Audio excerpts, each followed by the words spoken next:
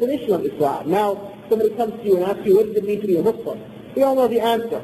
It means to submit to Allah and to submit purely to Him alone. This religion of Islam, it is required upon us to learn every matter by which is part of our submission to Allah specifically. And let me give you an example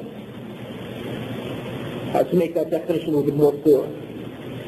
All of us, every single human being who has the ability to think, in other words, he's not, for instance, retarded, he's not insane, he has the ability and the faculties of reasoning.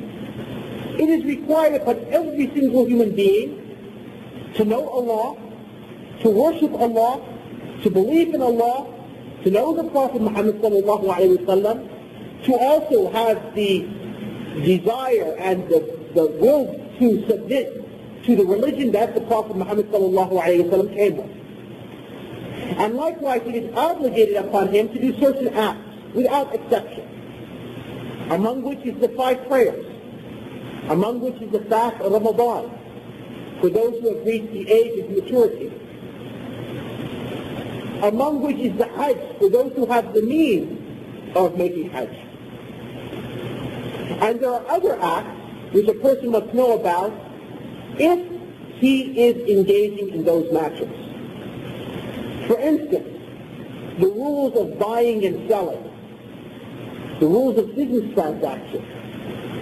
It is not required upon every single Muslim to know every single rule of business transaction. But for the one who is engaging in business, for the one who has a store, the one who has a company, it is required upon him to know all these rules, so that he does not enter into something which is forbidden. And likewise, for the person who is not married, it is not required upon him to know the regulations of marriage and divorce. But for the person who is married, it is required upon him to know the regulations of marriage and divorce.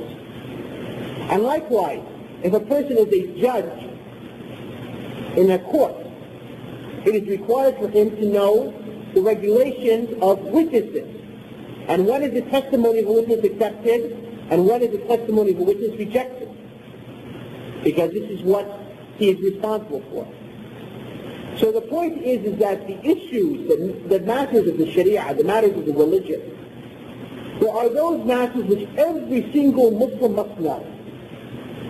And then there are those matters which some Muslims must know, depending upon either the responsibility that is upon their shoulders, they are leaders of the community, or in charge of something, or because they are engaging in those specific spheres of life.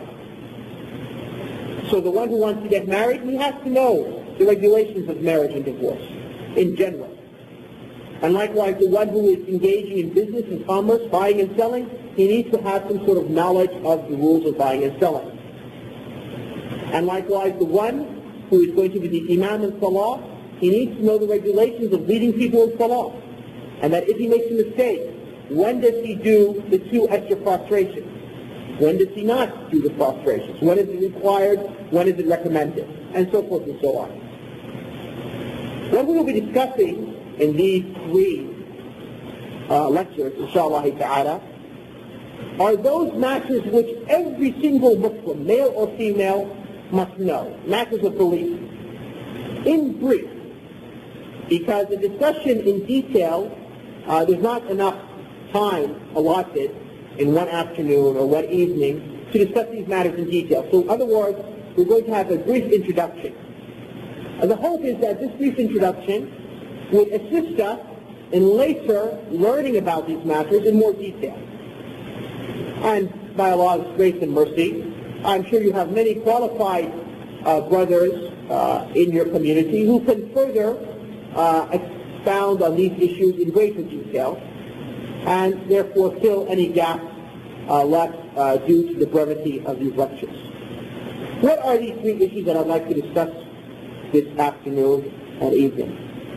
The first issue is that Allah has created us and provided for us what benefits us, and has not forsaken us. Rather, he sent to us a messenger, and whoever obeys this messenger will enter into paradise, and whoever disobeys this messenger will enter into the hellfire. This is the first issue. And let us talk about it for the next half an hour or so.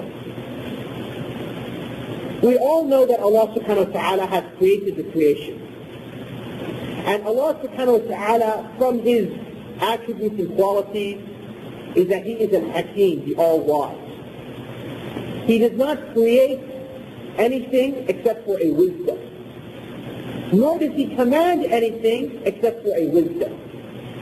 He does not do anything out of sport or play for no reason whatsoever. But He does it for a wisdom, whether we perceive that wisdom or not. And likewise, our existence on earth, we were brought into existence by our Creator, Allah subhanahu wa ta'ala, has a wisdom. It has a purpose. And that wisdom and that purpose we know about from the Quran. This is one of the matters where we know the wisdom, why we are existing on the earth. We know what is the purpose each of us has on the face of the earth. Some matters we don't know the wisdom behind. But this is a matter which we know the wisdom behind. Why? Because Allah has told us this wisdom. Allah in the Quran says, وَمَا خَلَقْتُ الْجِنَّ وَالْإِنسَ إِلَّا لِيَعْبُدُونَ. I have not created either jinn or human beings except to worship me. And the understanding of the verse is worship me alone and nobody else, or none with me. So our purpose here on earth, therefore, is to worship Allah subhanahu wa ta'ala. This is the reason for our existence.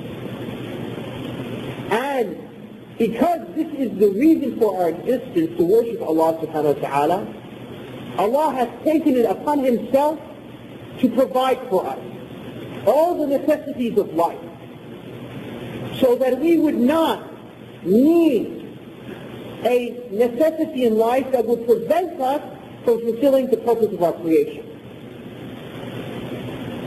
So, for instance, the issue of one's sustenance, what one needs in order to continue as a human being on the face of the earth.